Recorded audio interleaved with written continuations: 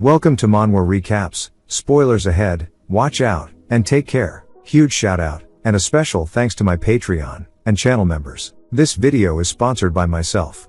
I just opened up a Patreon for those of you that want individual chapters for manhwas, or shorter daily uploads that aren't enough for full-length parts on the channel. Link will be in the description, and pinned comment. Sorry for the interruption. The series starts with a man explaining how it's already been 20 years since he left Earth for this other world. Today he will finally defeat the monster, and save the world. As there are massive explosions from meteor attacks, but within the rubble, something emerges asking the hero if he actually managed to withstand that. Though that's the case for him, it seems that his comrades are barely hanging on. As behind the hero are the Saintess, the Mage, and the Knight. The hero's name is Lee Yun-sok. He says that the monster isn't looking that comfortable either. He comes in with another attack, but the hero readies his weapon too, and they start to trade blow for blow. There's so much power in their attacks that the mage has to deploy a barrier for the rest. The monster says that if he's not going to submit, it will tear him to shreds. Because this land is a kingdom forged by his own fangs and claws. As the attacks fly and he starts to helicopter his staff, deflecting and blocking them. He then tightens the grip on his weapon, saying that he's going to end this already. At the tip of his spear a bright light starts to form before he shoots it out. It's called the paradoxical phantasm flame. Cleaving through everything behind it. He charges forward not to give the monster a single moment to recover. Dashing from where he was straight toward it. He and the monster begin to scream at one another, before they start bouncing from location to location, destroying the terrain around them from their fight. The monster comes in with a left upper to which the hero blocks, but it does send him flying backwards, and manages to scratch his eye too. The monster tells him that a weak attack like that won't even leave a scratch on him, but Yun-sok tells him not to be so sure, as it was more than enough to cut down his arrogance. He comes in with a phantasm flame once more, but this time the fire looks even brighter, until we see the monster's crown drop onto the floor, as he has managed to finally subdue it. It tells him that it didn't think there was a human in this world capable of opposing him. Yun-sok says that it's a good thing he's not from this world. The monster tells him that he's spouting nonsense until the very end, but it doesn't matter now, as he might fall, but his body will be absorbed into the earth, and one day he shall return. But then he realizes that's not the case, as it is being erased. Yun-sok says that it must be surprised that its resurrection isn't working, but this flame is his special ability, the paradoxical phantasm flame. Unlike regular fire that burns using oxygen, this one uses abstract concepts as fuel. Like the ego, reason, or memories. He's heard that he's been resurrecting for centuries, but that's over now, because what's burning currently is his existence itself. It laughs saying that if its time has come, and even if it is erased, he'll never be remembered as the hero who saved the world, because those people he called comrades are actually praying for his death right now. He says that he knows. The Saintess tells him not to listen to the lies. And Yun-sok says that the Saintess seduced him every day, saying she loved him, but in truth she loathes him as an outsider to the core. Her seduction was all a calculated act, so when the hunt was over, and it was time for them to get rid of him, the hero would hesitate to attack her. He asks the Saintess if she can hear him. We see her frustrated by this. He says the other two are the exact same. The Knight received the national treasure from the Emperor just to kill him, because the Emperor was afraid he would take his throne. And the Mage who loves human experimentation just hates him, because he opposes slavery. In short, he's known for 5 years that they would try to kill him once he finished the monster off. The monster says he doesn't understand. With that power he could have easily destroyed this world that pointed his blade at him. He says that it's because he honestly doesn't care for this world at all, and he just wants to go home. The monster asks what he means. Yun-sok explains that 20 years ago, in 2005, depending on when this was, this could have been before YouTube itself, but he says that he was an ordinary office worker. But he was summoned to this world by someone called the Goddess. There were plenty of stories like that, where an ordinary human becomes successful in another world, but the world he arrived in was nothing short of a disaster. He tried everything to get back, but there was only one way forward. For 20 long years he trained himself to face the monsters. One night when he left the village, the guards say that even if he's the hero he shouldn't wander by himself. He says he rescued a child from this village, asking to be let in, but they say that the kid's clearly going to die, and it's a waste of medicine. Yun-sok says that the world was so cruel that they chose to look away rather than rescue the wounded. But the even bigger problem was that medical and hygiene standards were the equivalent to that of the Middle Ages. For them to amputate a leg over a minor infection is crazy, and they couldn't even use healers, because they were all drafted for the war. Some priests call out to Yun Sok, saying that the child was taken by a monster, asking how he brought him back. And he says that there was something even scarier than the monsters themselves. That was the disgusting people who don't even have a concept of human rights.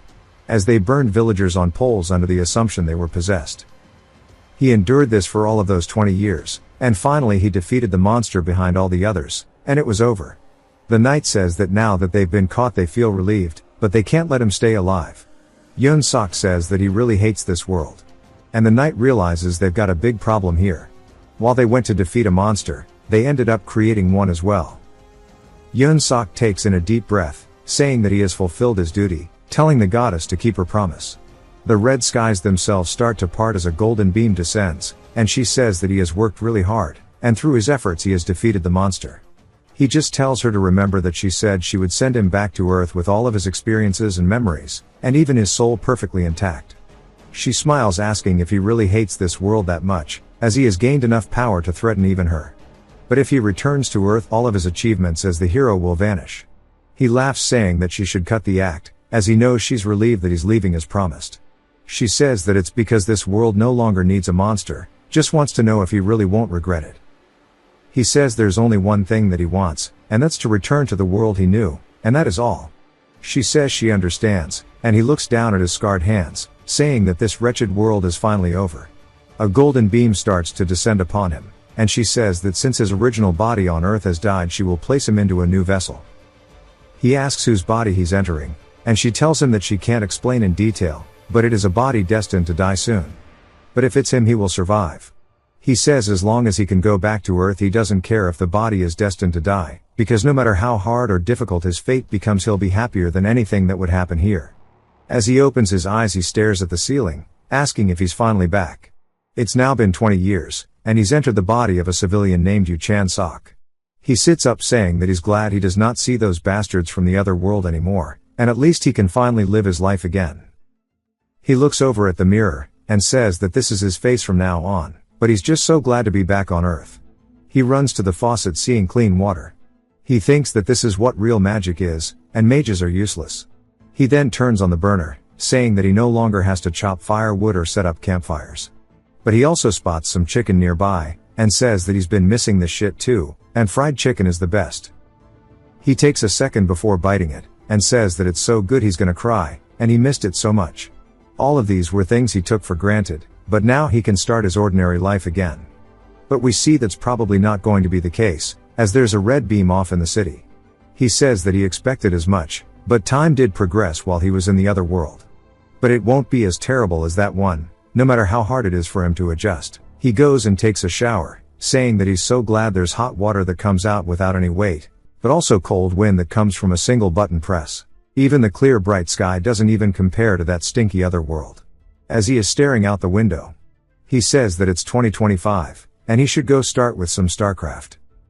A monster jumps up to the window, scaring him as he stumbles backwards. He asks what the hell this is, and a news broadcast goes off saying that an erosion zone has occurred within the complex. Yun Sok asks what that is, and the announcement tells him to please move quickly to the underground shelter. He just wonders what's going on, but realizes it's bad as he is getting completely overwhelmed by the amount of monsters. They start tapping on the glass, and he quickly dashes out into the hallway, just barely managing to get by them. He takes a look back as he's going up the stairs. We see him hanging out the window ledge as they manage to walk past him. He climbs back up, saying that he's glad he managed to shake them off. He then spots a little kid. The kid is surprised to see him. Yun Sok says that it's dangerous, and he should hurry to the shelter, but the kid asks if he saw where the monsters went as he's going to kill them, wondering if he wants to go with them. Yun Sok asks if this kid is okay in the head, but says with that haircut probably not. We learn that it's been 13 years since the Earth became like this. The kid told Yun Sok that he would never go to the shelter, and he couldn't just leave him. He says in short, that an erosion zone is an exit where monsters come from, and no one knows why they appeared or when or where they'll show up. The kid says that's right. Yun Sok sighs, saying that he came back to Earth, after living through that hell, and now Earth is becoming a living hell itself. This is too much, wondering why the goddess would do this. The kid asks how he really doesn't know anything, and Yoon Sok makes the excuse that he lived in America for a while. The kid asks how was the president of the state got impeached for trying to send his daughter to Korea secretly, and they said on YouTube that he can't come to Korea. They continue yapping, and Yoon Sok asks what was the name of that hunter that he said that he liked. He says that her name is Lee Se-yoon, and she is in the Janabi Guild, ranked 10th in the world. Her main weapon is a greatsword, and right now she's dealing with an erosion zone in Chirowon. Yoon Sok says he's glad he changed the subject, but wonders how ordinary humans are fighting monsters, because in the other world that wasn't the case. The kid says that he really likes her greatsword, and Yoon Sok covers his mouth as the kid goes to tell him more about some videos of her on YouTube. Yoon Sok peers around the corner, saying that there are several monsters, and the exact number is 5, but including the one hiding at 6. Fortunately his physical strength seems to be above average, and he's used to dealing with multiple enemies, but he doesn't know what to do with this kid, and if he leaves him alone he's definitely in trouble, but he doesn't know what to do with that improper weapon. He then senses something in the air, and wonders if this is mana. He says he's sure of it. It's the same as what he saw in the other world, and if that's the case it won't be all that bad. He sends out an attack, and it catches on the side of the monster's head, and begins burning it. Yoon Sok says the mana he built up for 20 years is gone, but if there is mana in the atmosphere this is more than enough, because he can use his paradoxical phantasm flame, as it's engraved on his soul. He says his firepower might be disappointing, but this much should be enough. As the monster begins burning alive the kid tells him he's amazing, and that he didn't really trust him, because he didn't know anything, but he even has a unique trait. Yoon Sok laughs it off, saying that he's glad the kid's not hurt. The kid runs over saying that the Hunter Academy's official YouTube said confirming the kill is important. Yoon Sok tells him to wait though, as the flame won't go out until the target is dead. As the monster leaps at the kid we see some blood flying, and the kid's eyes start to swell up with tears. Yoon Sok says that he doesn't know what YouTube is, but he should definitely stop watching it, but asks to borrow his stick. The monster starts to close the gap. The kid hands it to him. Yoon Sok notices this, and begins using the stick to cleave the monsters in half, just like he would if back in the other world, disposing of the entire group. The kid's speechless, and says that he must be a hunter hiding his identity. Yoon Sok sighs though, saying that he never thought he'd be smelling this much blood even after coming back to Earth, and he went through all that hell just to rest in peace, but if the world is like this it's no different from where he was. In the underground shelter we see it's full of people. The doors open, and Yoon Sok and the boy finally make it to the shelter, but they're still just yapping. The kid's mother spots him, and starts screaming out for him. We learn that his name is Yoon Sung, and she thanks Yoon Sok, saying that he must have had a hard time, because he's so immature. Yoon Sok can tell that his mother is rich because of her luxury clothing, as it all looks mad expensive, and says that it's no wonder he acted so spoiled. The entire building begins to shake as a monster's fist breaks straight through it. Holy shit, is that venom? It then begins screaming, and everybody starts to run away. Even Yoon Sung tells him that they should dip. Yoon Sok says he never asked for much, he just wanted the world as he knew it, his dear hometown, and to have peace. He wonders if it was really that excessive of a wish as he looks down at his hand that's already become scarred. He calls out to the brat, saying that he's rich, so why is he trying to become a hunter, and that he could just live in a safe place tucked away without having to fight. Yoon Sung explains that he lost his dad to a monster as it appeared in the bunker, even though they thought it was safe, and he realized that there is no safe place on Earth to begin with. So even though he's not strong like him yet, and monsters are scary, he's going to become the strongest hunter, and eliminate all the monsters, then save the world. Yoon Sung tells him that it seems like a foolish dream, but Yoon Sok cuts him off, saying that he'll make a fine hunter, and though he won't be the one to save the world that's okay. Yoon Sung's mom tells him that they should get going, but Yoon Sung says that he can't, because he's still back there fighting. They then hear the sound of a loud shockwave, and Yoon Sung turns, only to be surprised, like as if Yoon Sok was a ray of hope. He says that's what he's going to do. Saving the world is something someone who's done it before does better, because it'll be easier the second go around. Some time later, Yoon Sok says that he survived that previous experience using knowledge from his past life, and even though he promised to that kid that he would save the world, he's done literally nothing. He's just been grinding League, but he finds it way too easy. And though he told the kid that he would save the world because he's already done it once, he said those words with a lot of ambition in front of everyone, but his desire to save the world didn't last long. The only reason he did it previously was because he missed the daily things that he had here on Earth. And now everything is just one touch away. And that saving the world is a job for the hunters. When he opens his phone, he sees that he's straight broke. He explains that the original owner of his body, Chan Sok, was a logistics worker, and he's been living off of his severance pay due to the company going bankrupt by a breach. Breaches are what it's called when the monsters come out. But anyways, he says that now that the severance pay is gone, he tried to find a new job. But there's almost no normal hiring going on. But most companies seem to be going under due to the constant breaches. And while he needs the job to survive, he doesn't know what to do. Then he thinks about being a hunter, since he has a lot of experience in this field, so he heads to the association. Some people are really excited, and we hear a man talking to his friends, saying that that guy is way too excited to be a simple hunter. The selection exams have just become for show nowadays. You get picked as long as you show even a hint of having a unique trait, and they're honestly all the same. Nothing but small fry. While they keep yapping, a woman enters the building, bumps into one of them, and he turns asking her who the hell she thinks she is. And it's none other than Se-yoon, who Yun Sung was talking about.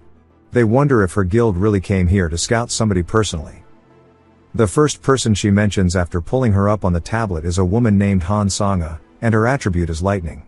Se-yoon wonders if she can charge batteries, and one of her assistant guard guys say that she's a hunter candidate, not a generator. Her skills in handling her ability are top-notch, so she'll be useful in many places. But another one says that hunter combat is the real deal. Even if they stand out at the academy, there are many cases where they fail the actual combat results. Se-yoon hands the dude a treat, saying that's exactly what she's talking about. Practice and real combat are two different things, and it's hard for academy students who only receive safe training to endure the field, but it'll definitely take Sanga some time to adjust. She just wonders if it's okay for her to be away for a week. But one way or another, she has to finish the job she was given, and she hopes that Sanga can raise her market value, making her worthy of recruitment. The announcer says that this candidate is interesting. He's not even an academy graduate, he's just a normal dude. This is unprecedented. It makes him wonder what kind of guts he has to stand on the stage, as it's none other than Yun Sok. They start calling him Chan Sok, which if they continue to do so, I will as well. The announcer explains that the rules are simple. They can't use any personal weapons other than the ones provided to them, and inflicting fatal wounds or killing the opponent is prohibited. Yun Sok says that since he's decided to become a hunter, the first thing he needs to do is save the world that's about to be ruined. Second, he just wants to eat and live well. His opponent says this is ridiculous, but Yun Sok explains that he has to do good here to get recruited. The announcer tells them both to get into their positions, and raises his hand before swinging, saying to fight.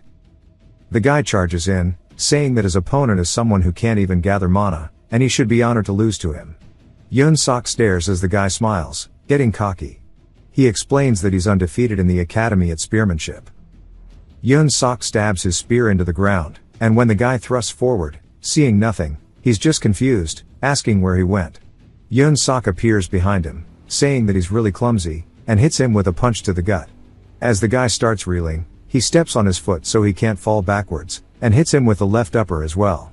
Instantly, the guy's eyes start to look hazy, and he drops to his knees. Yun Sok asks if it's already over, saying that he only used his bare hands because he thought he would get seriously hurt if he used his spear. But this dude was a complete fraud, and surely this isn't the average level of a hunter. Se-yoon is amazed, asking what the hell is the deal with that guy. She starts reading through the tablet, explaining how he was just a logistics employee. Her guard says that he has almost zero mana in his body, and to produce that much power, he needs to build up mana for a long time. But since he hasn't, the result must be luck. She hands him some candy, telling him to shut up. Bro folds under zero pressure and eats it. She says that that guy is intentionally not accumulating mana, but asks how that's even possible. Yun Sok says that it feels off, but to prove his skills, he should end this decisively.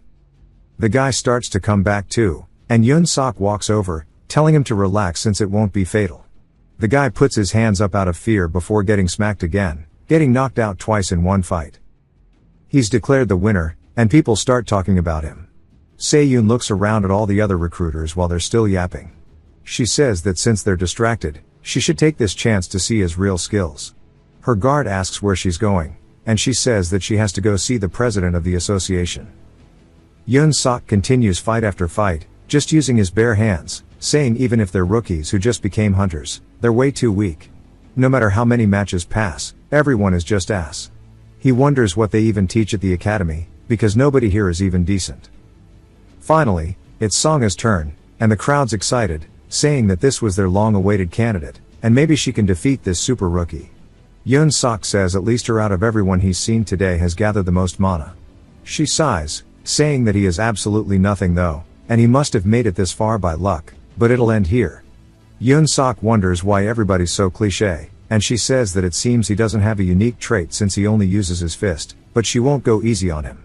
Of course he has one, but he's afraid of using it because she'll get deleted by it. She takes in a deep breath. As the announcer tells them to fight, he watches as lightning starts to accumulate on her blade, and he realizes what's happening as she quickly dashes in for a rapid draw. She's surprised to see that he's flipped over it. She asks how the hell he dodged lightning by jumping, but Yoon Sok says it's interesting. She's flowing the electricity through the scabbard and blade to make them magnetic, adding that magnetic force of that to her drawing power, making it like a railgun. He says that her skills are definitely pretty decent, but she missed something very important. She asks what, and he says that she's too obsessed with just attacking fast, so she is too slow in the action. Her mistake was that in order to accelerate the sword even more, she laid down magnetic rails in mid-air. No matter how fast or powerful it is, who's stupid enough to get hit by an attack when the path is visible? She tells him to stop acting smug as she can beat him without even using that technique, as she sends lightning to him. He dodges it, asking if she's not bright. Since he dodged her fastest move, there's no way he would get hit by this. Frustrated, she generates more electricity and swings, shattering some of the arena, sending it towards him. He says that she's overdoing it, as she's forcibly scraping her mana together, and if she keeps it up her body will be in a wreck. He closes the gap, telling her that she was cool, but it's time to end it here. And if she finds it too painful, just raise her hand. As he hits her with a gut punch, she starts to spit up, and he readies his fist before giving her that equal rights equal lefts, Chris Brown beat down, and rears back the final hit before hitting her straight in the face. As her eyes go hazy, she falls backward onto the floor, and the recruiters are all speechless, asking where the hell this dude came from. Yoon Sok says that she was definitely better than the others, but to collapse from this much, she relied too much on mana and neglected her physical training. He wonders if she's really about to get up, but she raises her hand instead, shakily, and he recalls telling her to do that, and laughs it off. Another member of the association runs over to the announcer and whispers something into his ear. He then tells everybody that the tournament schedule has been changed, and that Chan Sok should take a break. He wonders what he's talking about as he thought it was over, but the announcer says in a few moments, a match between the winner and a professional hunter will take place. It was made possible by the special permission of the president, so they ask for the audience interest. Se-yoon's guards realize that she actually went and did it, and Yoon Sok says that the opponent is already showing on the monitors. Only the audience can see, and judging by their reaction, they must be pretty skilled. And they must be trying to verify his abilities, and whether it's here or the other world, some things don't change. Se-yoon walks forward dragging her blade, asking that she knows that this might be a bit rude that she showed up without notice, but there is no other way to confirm his skills properly, and she introduces herself. She says the stage has been a bit too small for him until now, and they should have a match together. While he can refuse it since it's sudden, she thinks he should do it. He looks impressed, saying that the aura and composure coming off her body is not a bluff, and she's the real deal. With his current body, it would be tough even with a spear, but he agrees to the match. The announcer is surprised as Yoon Sok says he's ready to do it right now, and to be honest, he hasn't really used much stamina yet. He thinks she can tell. She calls him bold, and he says that if he has to fight, this is better. If he achieves the best possible results, she's the perfect opponent for that, and it's time for him to raise his market value a bit. I'll probably start calling him Chan Sok if they keep using that name. A little later after the fight's already started, we see the spectators looking horrified. And so does the announcer. All we hear is the sound of metal clanging together as Se-yoon comes in for a heavy swing. Chan Sok blocks it, saying that for a woman to possess this much power is crazy. He manages to push her back a bit and create some distance. He says that her speed has dropped significantly compared to the start. But it's not that there aren't any openings, it's just that with this body he doesn't have the strength to push through those gaps. She says that she thought he'd finally get a chance to warm up, but he might already be too exhausted. But he did well, as she thought he would only last about 5 minutes. She really didn't expect him to hold out for 30. She widens her stance before charging in, saying that she'll let him rest now. Chan Sok says that the mana he's gathered is practically non-existent, and the mana in the atmosphere is sparse. He takes a deep breath, saying that he didn't want to use it, but he has no choice. He needs to use his paradoxical phantasm flame. She looks into his eyes, realizing he's going to try something, but continues with her attack. He then creates some distance, and she says she swung with enough intensity that should have been unavoidable, asking him what the hell is that. As he starts to use the phantasm flame, he coats his body with it, saying that as we can all witness from his clothes being intact, unlike a blazing fire, it does not burn physical matter. Instead, each flame burns by using specific abstract concepts as fuel. He says that with his current output, he can burn concepts with high ignition points like ego or reason. So the concept he's going to burn now is something he's accumulated a lot of today. He starts to charge in this time, and she can tell he's gotten faster. He says what he's actually trading off now is fatigue. That is actually a crazy skill. She asks how he recovered in such a short time, and their all-out brawl continues. She wonders what's going on as the mana density in the air keeps fluctuating between thick and thin, yet the arena settings haven't changed. But Chan Sok explains that just as fire releases heat while burning matter, the paradoxical phantasm flame releases mana as it burns abstract concepts. He uses mana to ignite it, and then the flames burn his fatigue to release mana once again. It is truly an endless cycle. In other words, his specialty is a war of attrition where he clings to the opponent's heels as he has a near infinite pool of stamina. Thought it has its limits, he'll never let go once he starts a fight. He then asks if she likes people who are persistent, and she says she hates them. He explains that burning wood leaves ashes, and once they're turned to ash they can't be burned again. Similarly, his phantasm flame leaves a residue like ash, and everything burns away and only ash remains. The flame will disappear. She says that was 4 hours and 20 minutes, and he lasted a long time, wondering if he wants to keep going. He says nah, he's low-key tired. With this he is now forfeiting. Se-yoon's declared the winner. She pulls out a big piece of candy this time, and her guards are surprised. She says that he worked hard so she's going to give him this, but she put her business card in there too. He asks what the hell a Monkey LLC Team 3 partner hunter is, but she tells him that he needs to give her a call. The announcer says with this, the hunter selection has been concluded, and that he needs to come up to the award ceremony. He just wonders if her monkey thing is a hunter management agency. He devours the candy, saying that for his hunter license to be on the smartphone is surprising, and the technology in his day used to just be on paper. He keeps going on, reading the contract, and he says that it has pretty much everything. A man then approaches him, saying that he looks much better in person than on camera. Chan Sok asks who he is, and he hands him his business card. His name is Hunter Yoon, Sung Hyun of Grand Purity. The guy introduces himself, saying that he's a partner hunter for the Grand Purity Guild, and he won't make this long. He just wants him to join his team. If he gains enough experience under him, he'll definitely shine.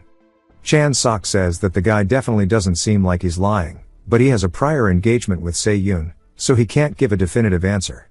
He says he'll think about it a bit more before reaching a conclusion. And Sung Hyun laughs, asking if he thought he needed to give an answer now. He puts his hand on his shoulder, saying that regardless, he needs to make his decision carefully. But he'll see him again later. Chan Sok realizes that dude is not to be trusted, and he starts to call Se-yoon. He introduces himself as Chan Sok, which is why he is being called that from now on. He asks where he should go, and she tells him that she's on the second floor of the association building, and she'll send him the location. It's a place called the Hut. A woman welcomes him, and Se-yoon waves him over, saying to take a seat. Chan Sok says that the cafe's name is peculiar, and she asks if anything happened. He tells her about Sung Hyun trying to recruit him, and he was a huge dude. She says that since Sung Hyun set his sights on him personally, other guilds probably won't even bother dreaming of recruiting him. Chan Sok asks if it's the same for Monkey, and she says she has no intention of recruiting him. He asks why then. She then suggests him operating without being affiliated with a guild as a freelancer. He's surprised by this, and she explains that Sung Hyun tried to offer him a junior position. He asks what that means and what a partner hunter is. She says that she forgot he didn't graduate from the academy, and explains that a hunter's profession within a guild is usually divided into 3 levels: junior, senior, and partner. To me it sounds similar to a law firm. He can think of seniors and juniors as salaried workers who belong to a team led by a partner hunter. Instead of a salary, partner hunters hold shares in the guild and split the net profits the guild earns. Chan Sok says that sounds exactly like lawyers. She says exactly, the first hunter who founded the guild used law firms as a reference. He doesn't necessarily have to belong to a guild and go through being a junior and senior to become a partner hunter.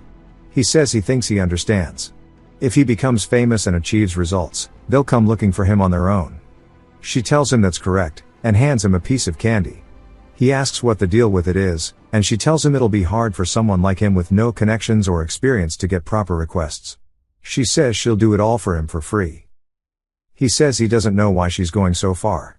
She explains in the future, once he's built up enough fame to be recruited by a guild, she just wants him to shout out monkey, giving them a fat promotion.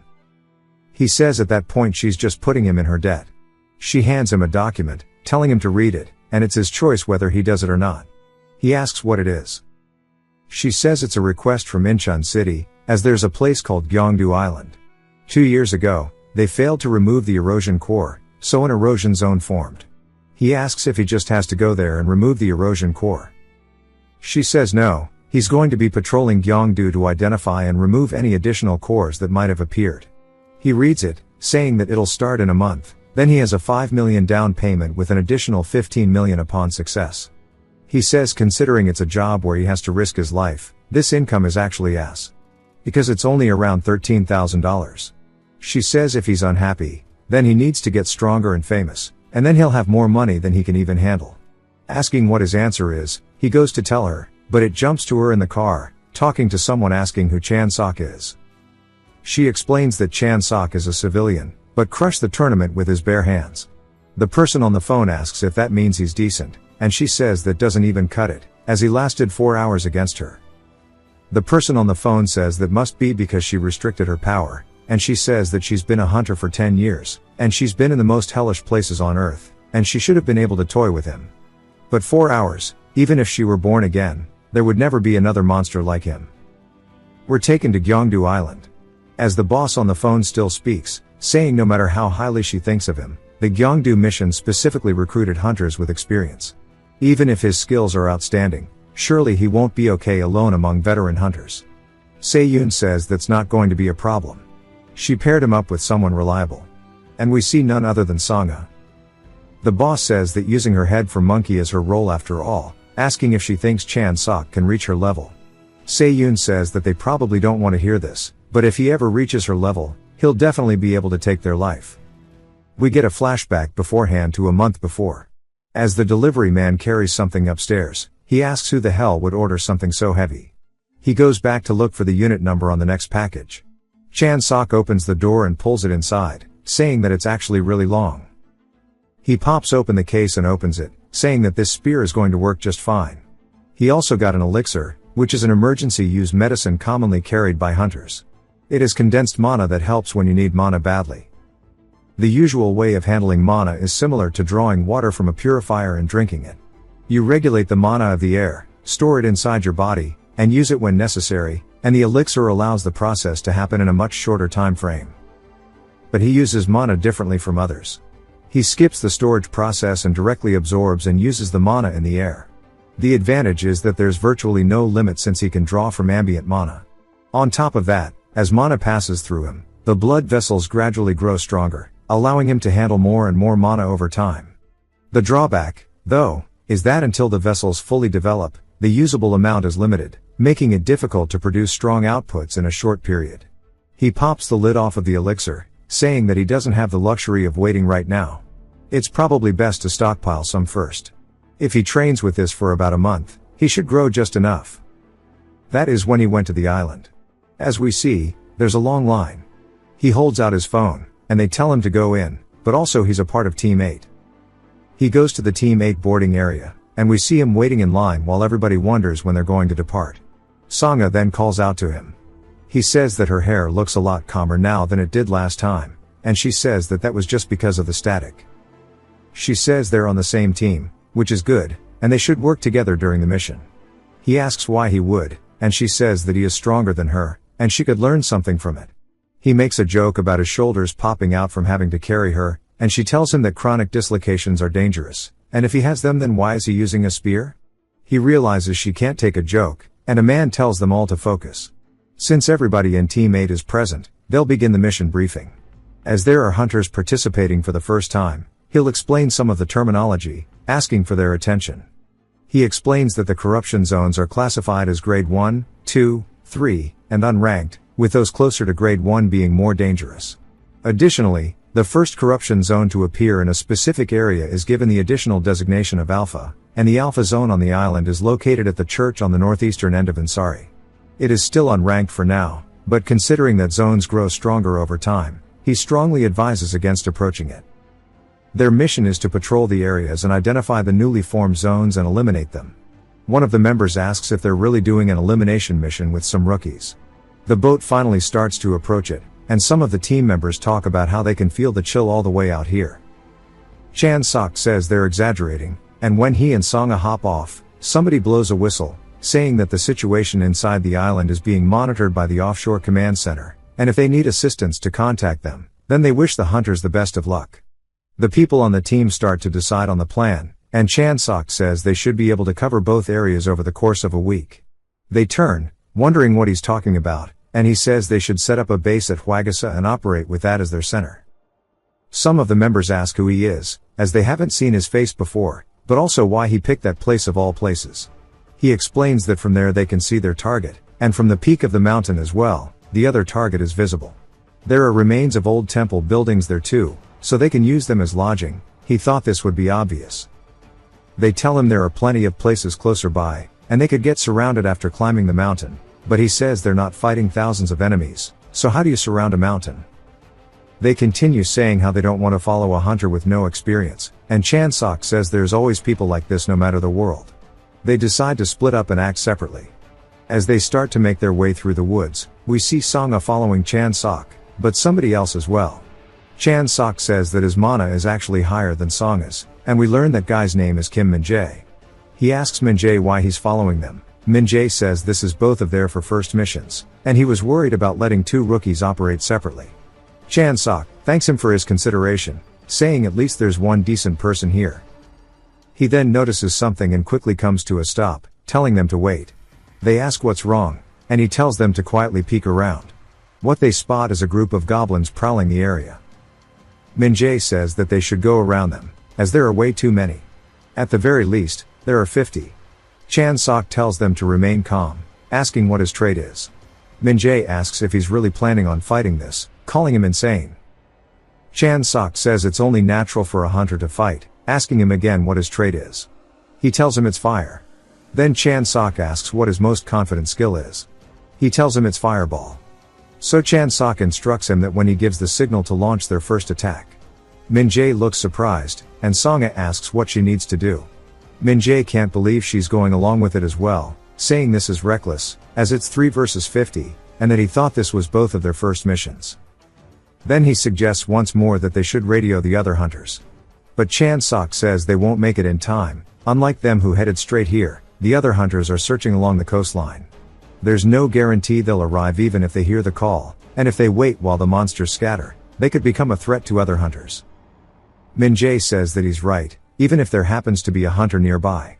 After what happened earlier, they might not come immediately. Chan Sok says that this means they have to deal with this right here and now, at the very least. And in a situation where they're at a disadvantage, what they need is an ambush. There's no time, so he'll explain it quickly. He tells Min-jae that he will strike the center first with a fireball. While Min-jae is doing that, he will cover the sides. He then tells Songa what to do as well. Min-jae says that the plan is really precise, and he's accounting for every possibility. He wonders why it feels like he's an experienced vet who has been fighting for years, but also who he really is. The monsters sit there clueless. Min-jae hops out around the wall, launching his fireball. After it explodes on one of the goblins, causing it to burn alive, he tells Chan Sok that he needs a moment before he casts the next fireball. Chan Sok says that it's fine, and he can fire the moment he's ready. Min-jae says understood as he starts to prep it. Chan Sok quickly runs in, saying that in combat he values efficiency, and to achieve maximum efficiency, role division is essential. One of the goblins goes to attack him, but he quickly deals with it, saying that until the next fireball is ready, he'll take care of the others and keep them away from Min-jae. Of course, he can't handle all of them by himself, but he smiles, saying that's why role division matters. Sangha quickly draws her blade, cleaving through 3 goblins, and she didn't even have to use much of her power. Min-jae tells him that the next fireball is ready, and Chan-sok says that he'll dodge on his own, telling him to fire. He blasts it off, and we see a massive explosion. Chan-sok leaps backwards into the air to avoid it, and then tightens the grip on his spear, saying that they need to kill the rest now. Sometime later, he stabs his spear into the floor since they finished, then tells them all that was great work, but Min-jae pulls up a gun right behind his head. Chan-sok asks what he's doing, and Min-jae asks if he can step aside for a moment. Chan-sok wonders why the hell he was posing like that, as he thought he was going to shoot him. He then starts shooting into the monsters, and Chan-sok asks what he's doing. Min-jae explains that once the mission is over, and safety is secured, the scrap dealer he contracted with will come retrieve their microchip from the monster. Chan-sok asks what that is, and Min-jae says it's hard for them to directly recover byproducts from corpses, as they're bulky and heavy. So if they implant chips like this, and after the mission is over the dealers come, they collect everything that looks valuable. Then they appraise the value of those items, sell them, and split the profit, and retrieve their microchips. They take their contracted commission, and give the rest back to the dead hunter's family. Chan-sok asks if they can even be trusted, and Min-jae says that's why it's important to find a good dealer, and contract with them. He then starts telling Chan-sok that was amazing, as he never thought he would take down so many of them alone. While they're distracted, a way bigger monster comes in and swings down, but Chan-sok moves Min-jae out of the way. He asks if he's alright, and they ready themselves for the next fight. The monster starts to smile at them, and Chan-sok says that from what he can tell it's a mid-boss, or something similar. It's a damn chupacabra bro, or a human bat goblin thing. Chan-sok says this is actually kind of bad, and it must be the leader of those guys from before. The amount of magical power radiating from it is on a completely different level from the previous ones, and he tells them not to interfere, as he will handle it. If it is after them, they definitely won't be able to escape. Sangha and Min-jae say if they fight together, and by time they could probably fall back to report the situation when there's an opening, but Chan-sok says that he's not going to repeat himself, they need to fall back, unless they want to go home in a body bag. They get chills, and he says that it's better if he handles it alone. He can use his phantasm flame without worrying about allies, and finish it as quickly as possible, and he tells it to start already. We hear the terrain being destroyed. Then Min-jae says that maybe they should help him, as he looks like he's in danger. Sangha says there's no need, and it might look like he's being pushed back, but he has not been hit a single time so far. Every time he pierces the enemy, the black flames from it cling onto it, and she wonders what the hell that is, as the more of it that is accumulated, the slower the monster's gotten so far. Even early on when he seemed to be struggling, that no longer is the case, as he's toying with it. She asks how he's a rookie like her, because she just doesn't believe it. The monster comes in for another swing, which Chan-sok backsteps, and after he's created some distance, he tightens the grip on his spear before throwing it into the air. Her and Min-jae are both confused by this, and as the monster runs straight in, they tell him to watch out. But right as it gets into his face, it freezes up and falls onto the floor, as his spear comes back down, piercing it, pinning it to the ground. He says that for it to move even after having burned all of its physical strength, he needs to finish this now. They watch as he finishes killing the monster, and Min-jae asks how this could be. It clearly looked like he was being pushed back, but before he knew it the monster was down, so what happened? Chan-sok then asks if it's normal for a monster like this to appear on the island. Min-jae says that he doesn't know either, because from what he knows it shouldn't be the case. Maybe if it was an erosion zone with an erosion unit, but it would have to be a grade 3 rating. Chan-sok recalls the grading unit from before, and says that he remembers hearing it was ungraded though, and if that's the case, then it is graded now. It seems that the alpha erosion unit has been upgraded. They're both surprised, and Sangha says that the briefing said that wasn't the case, but he says that she needs to think about it rationally. If it's not a grade 3, they can't explain the current situation. Min-jae says that the difference between ungraded and grade 3 is a massive gap like heaven and earth, and if that is true, the hunters who can return and survive will be almost none. He then tells him that they need to go save the other hunters, as with his level of skill even a grade 3 won't be that bad.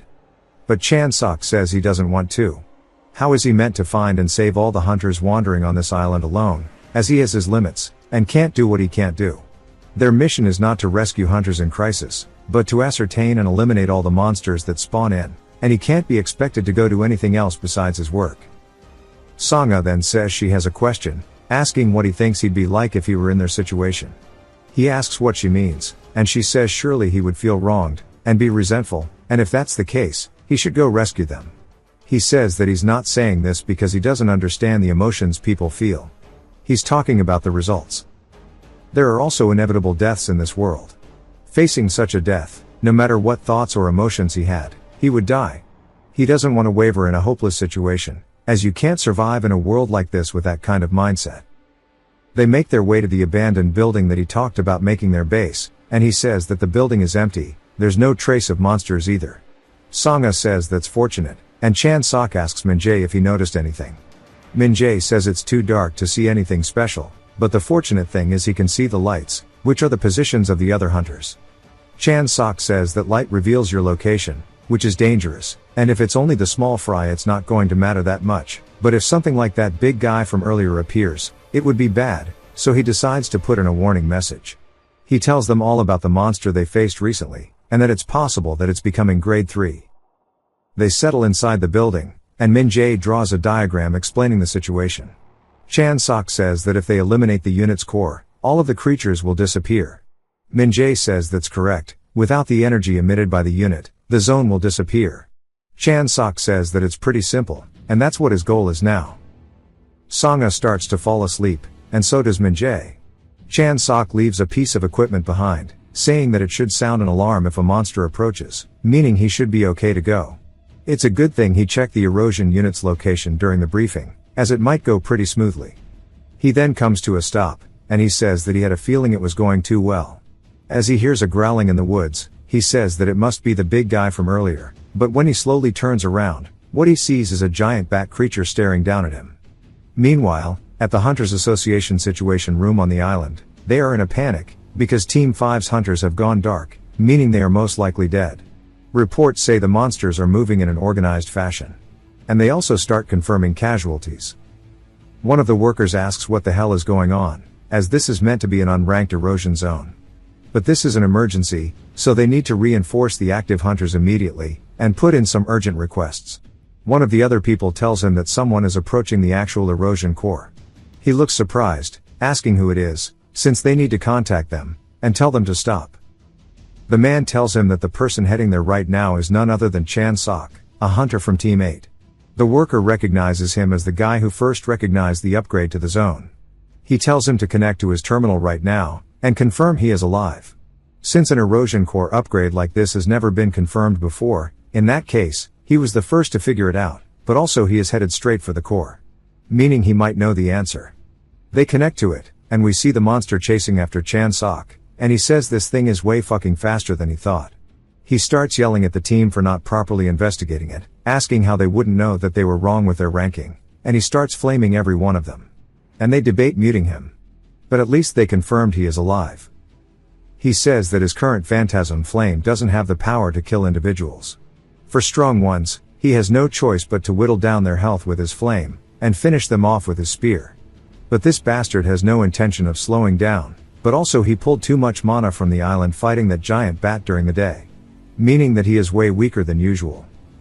He can't leave the island either. So he needs to find a spot here on the island where he can draw mana. He spots something up ahead, saying that he found it, as he was following where the mana was densest. As he starts to leap into the portal, the giant bat dog thing starts to follow him. He looks up at it, saying it needs to keep up. Then continues to taunt it as he hops into it. Inside the situation room, they report that his signal has been lost, meaning he entered the core. Once he's inside, he says that it's much different than he thought. They mentioned before that the unranked and rank 3 ones don't spread that fast. And if it's this big, he wonders how vast the rank 1 and rank 2 ones are.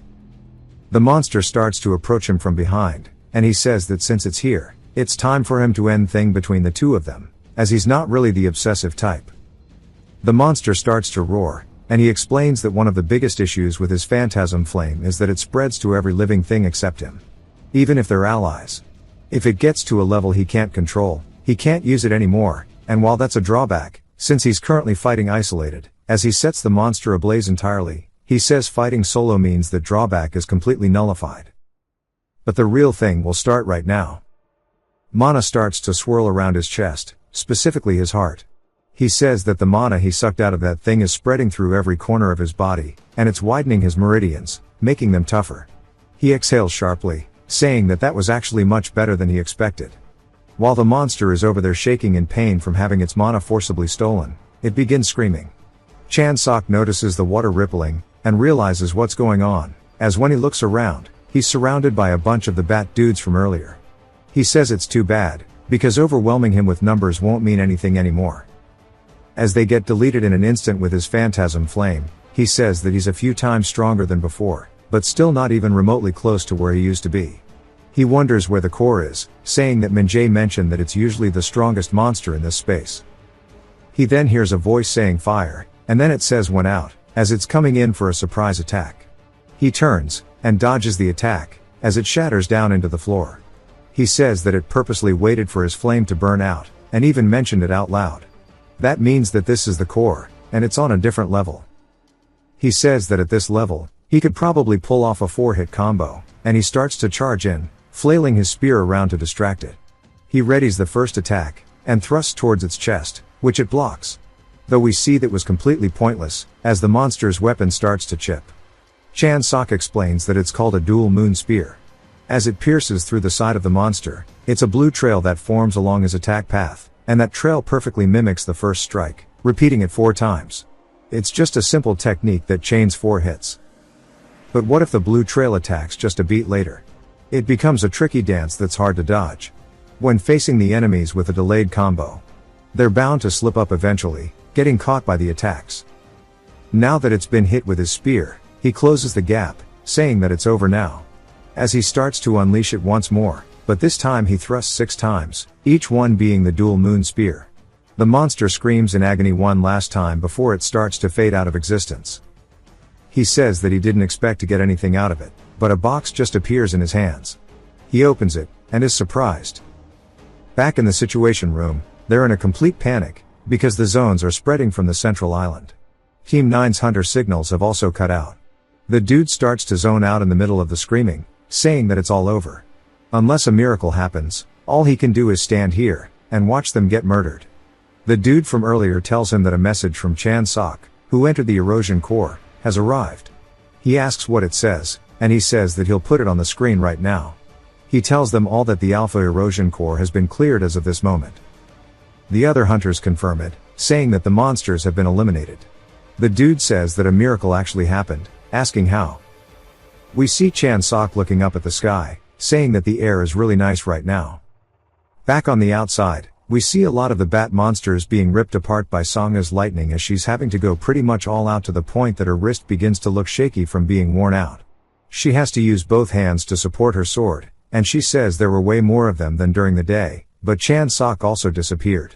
Min-jae puts his back to hers asking if she thinks they'll make it out alive as their building has been completely demolished. She says that Min-jae is already at his limit, and she doesn't know how much longer she can hold out herself either. It's actually the big bat, but some little guys, they start tweaking, and she goes in to close the gap, but realizes that she's falling over as she's losing sensation in her legs. Min-jae screams out for her, but doesn't have the luxury to get distracted as a monster comes in for him too. It gets eerily quiet, but when she opens her eyes slowly she's surprised as what they both witness are the monsters being turned into a black mist. Eventually everybody rendezvous, and Chan Sok says that there were a lot of injured people asking if there was a rampage while he was gone. The other members of Team 8 are surprised to see him, but realize that he was the one who cleared the erosion by himself. Min-jae waves over towards him saying that he was surprised when he got his text asking how he even thought about taking up the source alone. He says that his heart moved before his body did, all to protect his fellow hunters or something like that at least. Songa and Min-jae realize that he's full of shit, but Chan Sok decides to play the good guy saying that if he knew it would have been like this from the start he would have headed out earlier. Somebody then approaches him saying that it's nice to meet him. He introduces himself as Jeong Tai saying he's a branch manager of the Northern District Operating Court. Chan Sok recognizes the name saying that he's the one who told him to come here. Jeong Tai asks if he has a moment as the mayor would like to meet with him. Chan Sok says that ordering people to come and go seems to be a common trait among old people, and now that he thinks about it the contract didn't mention the reward for clearing at grade 3. Someone else approaches him, and he introduces himself as Pil Jae, a communication and cooperation officer. He escorts him inside saying that the mayor is looking forward to the meeting, and he was shocked when he got the island report at dawn. The mayor even cancelled his entire morning schedule after seeing it. Chan Sok says they could have taken their time with their meeting as it's not like he did anything special. Pil J tells him that a rookie hunter destroying a grade 3 source solo hasn't happened since the very first hunt of the Grant Sr. Chan Sok says he understands why, as even for him it was a little tough alone, but for there to be someone else to do it, that guy must be a real monster. Pil J tells the mayor that Chan Sok has arrived, and he thanks him for coming on this way, introducing himself as Park Jian. He says he's sorry for calling him out in this awful weather, but he tells him to go ahead and have a seat as he orders Pil J to get him some coffee. Jian tells him that he's done a great service for the country, and as the mayor of the city, the island was a massive headache for him. It needed to be dealt with, but with a limited budget, and hiring expensive guilds was difficult. Chan Sok says he must be relieved that it's taken care of now since he solved it at a low cost. He says exactly which is why he said it, but also he heard that this was his first request. Chan Sok says that's right, and Jian says that to think such a great individual started his journey in their city, he's proud as the mayor. He continues doing some spiel about the country, and brings up how the airport here in Incheon handles countless logistics and things, so that all the international cities nearby are flooded with many foreign investors, to the point that it's hard for them to choose between what to pick. The massive funds flowing through the city supplied them with a large amount of funds, and he will ensure his path as a hunter is smooth and paved with success. Chan Sok recalls when he was in the car with Jiang Tia, says that he wanted to know his purpose for being a hunter. Chan Sok says that if a toilet is clogged with shit, someone has to go unclog it.